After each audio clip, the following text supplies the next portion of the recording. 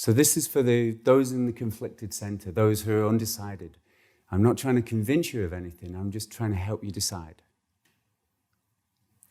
So, the climate. Boris Johnson seems to be denying it and ignoring it. Conservatives seem to be telling you that it's not important, that it's made up, that it's not real.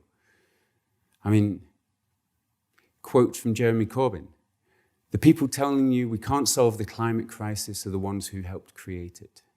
The people telling you they won't sell off our NHS can afford private healthcare. The people telling you we can't scrap tuition fees went to university for free. They are not on your side." Now, just to quote Boris Johnson on climate change, "It is fantastic news that the world has agreed to cut pollution and help people save money.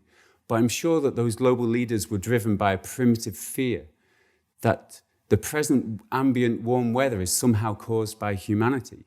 And that fear, as far as I understand the science, which he clearly does not, is equally without foundation."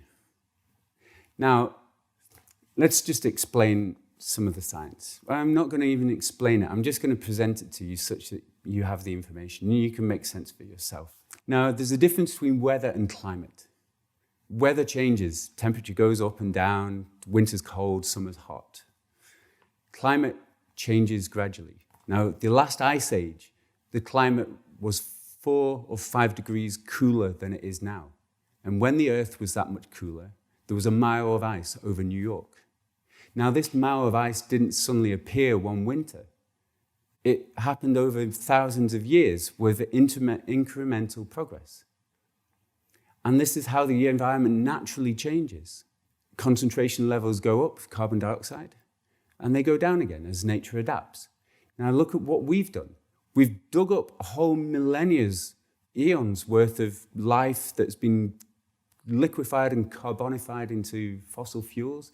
We've dug it up and we burnt it all in a 150 years span. Nature has never changed on this scale before. It's like turn the oven up to 250 degrees and then sticking your head straight into it and saying, look, it's not hot, without realizing that it actually takes time to heat up. Now, this is a whole planet that is in the process of warming. Science has recognized the fact that the concentration levels of carbon dioxide are starting to have an effect.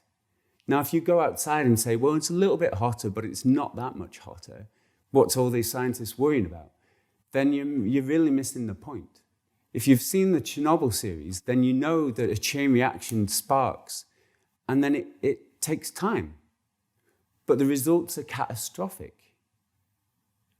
Boom. Death. What we risk is systemic collapse, ecological collapse, collapse of the food chain. Now, we're already in the 6th mass extinction. Do we really want to let that happen and unfold? Now, by the time all this happens, by the time the collapse happens, it will be too late.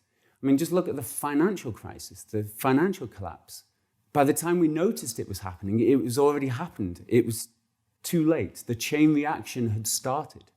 It was too late to stop it. And all we could do is bail us out, draw on the public finances to fix the problems.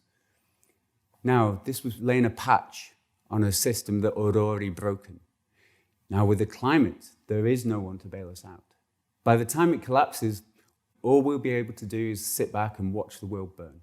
And anyone who doesn't get that fact is either ignorant, lying, or just too simple to get it. The world has become more complex. It's time for more complex thinking.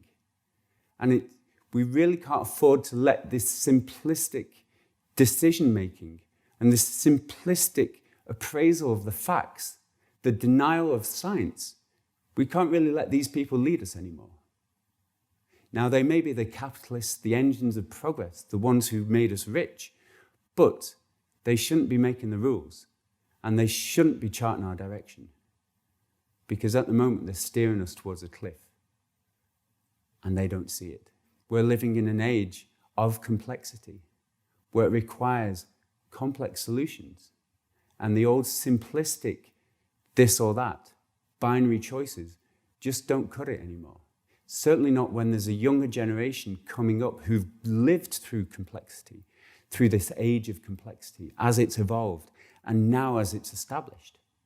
Because they can see all of the mistakes, all the decisions that you're not making.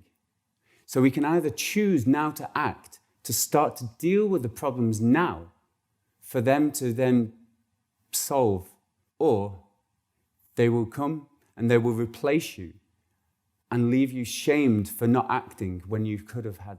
There's two candidates, Jeremy Corbyn, Labour, and Bernie Sanders in the US, who are taking this challenge, who are looking for meaningful change and to deal with the climate crisis, to creating a huge revolution in terms of jobs and opportunities.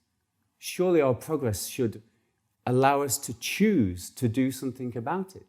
We have a unique opportunity, unprecedented in the whole of evolutionary history, of recognizing the potential for extinction of a changed environment and our failure to adapt, and actually choosing to adapt accordingly. Now this is our great challenge. This is what we need this blissed spirit for, not Brexit.